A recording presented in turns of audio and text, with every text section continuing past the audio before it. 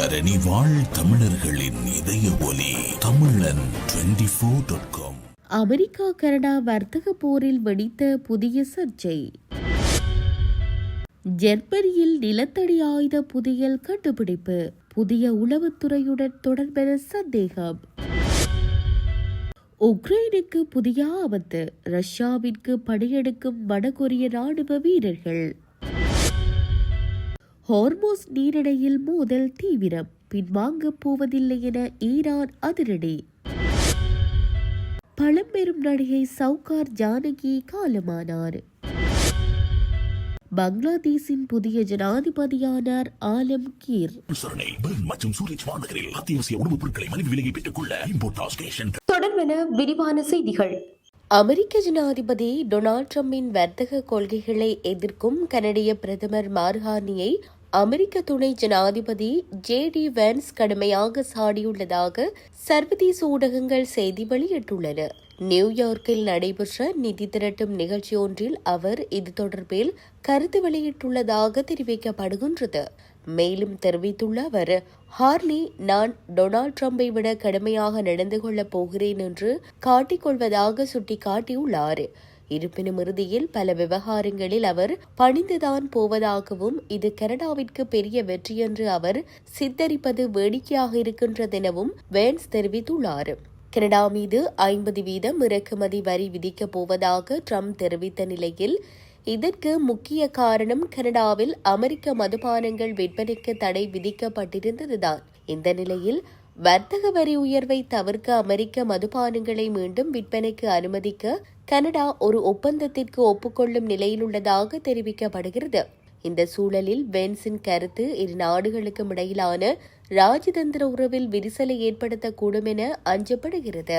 கனடிய மாகாண தலைவர்கள் பலர் பிரதமர் ஹார்னி அமெரிக்காவின் அழுத்தம் காரணமாக பணிந்து செல்வதாக அதிருப்தி தெரிவித்துள்ளனர். இருப்பினும் அமெரிக்க தயாரிப்புகளை தடையின்றி விற்க அனுமதித்தாலும் அவற்றை வாங்க வேண்டாம் என்று மக்களிடம் வேண்டுகோளும் விடுத்து வருகின்றனர். இந்த விவகாரம் அமெரிக்கா மற்றும் கனடா இடையிலான வர்த்தக பேச்சுவார்த்தைகள் ஒரு முக்கியமான கட்டத்தில் உள்ளபோது வெளிவந்துள்ளது கூடுதல் கவனத்தை பெற்றுள்ளமை குறிப்பிடத்தக்கது.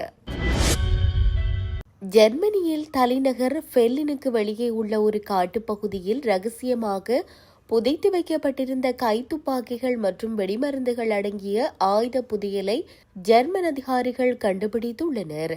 இந்த சம்பவம் ரஷ்ய உளவு அமைப்புகளின் கொலை திட்டங்கள் அல்லது சதிவேலைகளுடன் தொடர்புடையதாக இருக்கலாம் என சந்தேகிக்கப்படுகிறது. இது தொடர்பில் ரோமானியாவில் உள்ள உளவதிகாரி ஒருவரை தங்கள் நாட்டிற்கு கொண்டு வந்து விசாரிக்க ஜெர்மன் நரபுசு முடிவு செய்துள்ளதாக சர்வதேச ஊடகங்கள் செய்தி வெளியிட்டுள்ளன. இந்த விடயம் குறித்து ஜெர்மன் உள்துறை அமைச்சர் அலெக்சாண்டர் டோப்ரின் ஊடகங்களிடம் கருத்து தெரிவித்துள்ளார்.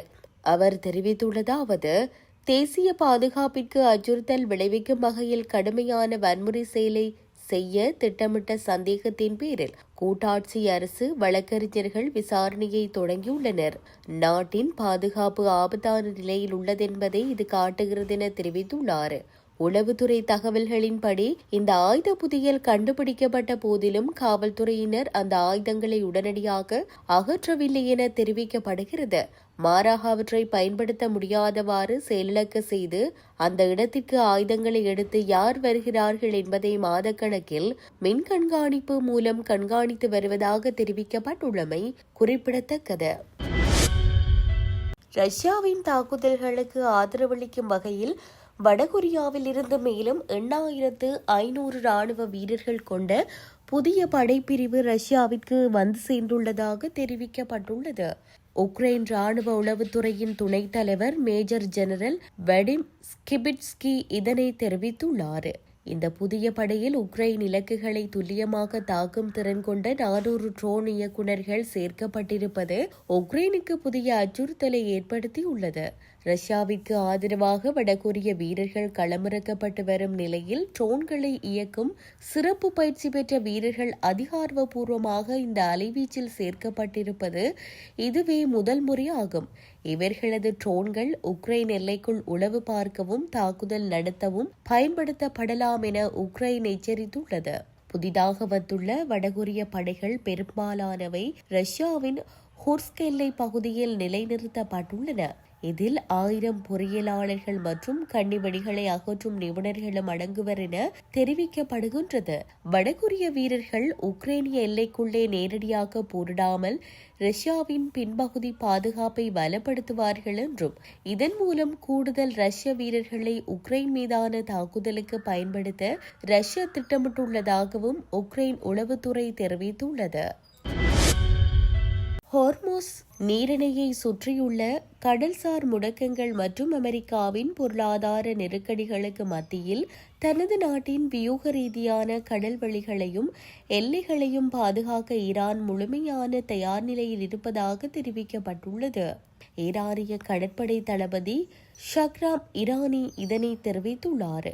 மேலும் தெரிவித்த அவர், தங்களது படைகள் எதிரிகளை தடுத்து நிறுத்தியுள்ளதாகவும் எதிரி படைகளை ஒரு அடி கூட பின்வாங்க அனுமதிக்க மாட்டோம் என்றும் அவர் திட்டவட்டமாக எச்சரித்துள்ளார். அத்தோடு இன்று நாட்டின் வியூக முக்கியத்துவம் வாய்ந்த நீரிணைகளும் கடல் வழிகளும் ஈரானிய இஸ்லாமிய குடியரசிற்கு மிகுந்த முக்கியத்துவம் வாய்ந்தவை. அப்பகுதிகளில் தனது பலமான பிரசன்னத்தின் மூலம் தேசிய நலன்களையும் நாட்டின் பாதுகாப்பையும் பாதுகாக்கும் பணியை ஈரானிய கடற்படை தீவிரமாக மேற்கொண்டு வருகிறதென அவர் தெரிவித்துள்ளார்.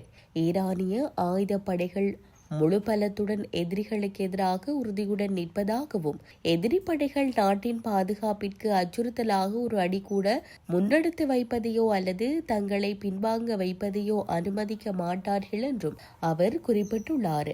அமெரிக்கா மற்றும் ஈரானுக்கிடையே ஹோர்மோஸ் நீரிணையை மையமாக கொண்டு பரஸ்பர கடற்படை முற்றுகை தீவிரமடைந்துள்ள நிலையில் அமெரிக்க ஜனாதிபதி டொனால்ட் ட்ரம்ப் ஈரான் மீது பேரழிவை ஏற்படுத்தக்கூடிய பொருளாதார போரை அறிவித்துள்ளார். இந்த சூழலில் ஈரானிய கடற்படையின் இந்த எச்சரிக்கை அறிக்கை பிராந்தியத்தில் பதற்றத்தை மேலும் அதிகரித்துள்ளமை குறிப்பிடத்தக்கது. பழம்பெரும் நடிகை சௌகார் ஜானகி தனது 94வது வயதில் வயது முதிர்வு மற்றும் உடல்நலக் குறைவு காரணமாக காலமாகியுள்ளார்.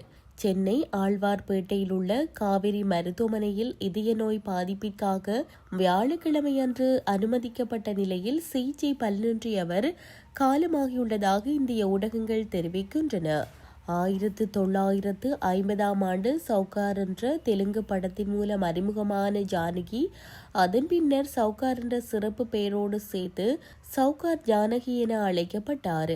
1952 வளையாபதி திரைப்படத்தின் வாயிலாக தமிழ் திரையுலகில் சவுகார் ஜானகி அறிமுகமானார்.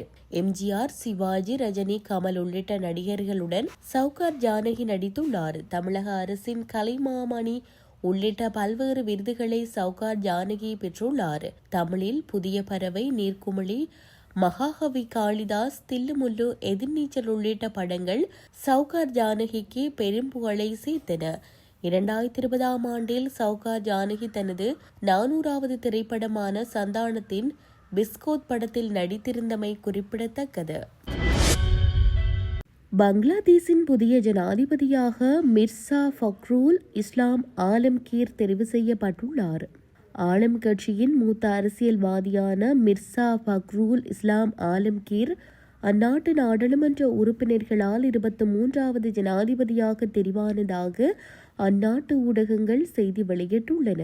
உடல்நல காரணங்களால் 76 வயதான தற்போதைய ஜனாதிபதி முகமது ஷஹாபுதீன் பதவி விலகியதை தொடர்ந்து பங்களாதேஷின் ஜனாதிபதி பதவி வெற்றிடமானது. இதற்கமைய புதிய ஜனாதிபதி அந்நாட்டு நாடாளுமன்றத்தில் பெரும்பான்மை வாக்குகளால் தேர்ந்தெடுக்கப்பட்டுள்ளார். 2024 இளைஞர்களின் போராட்டங்களால் ஷேக் ஹசீனாவின் அவாமி லீக் அரசாங்கம் கவிழ்ந்ததை தொடர்ந்து இந்த ஆண்டு பிப்ரவரி 12 அன்று நடைபெற்ற பொது தேர்தலில் பங்களாதேஷ் தேசியவாத கட்சி நாடாளுமன்றத்தில் 3/2 பங்கு பெரும்பான்மையுடன் மீண்டும் ஆட்சிக்கு வந்தமை குறிப்பிடத்தக்கது.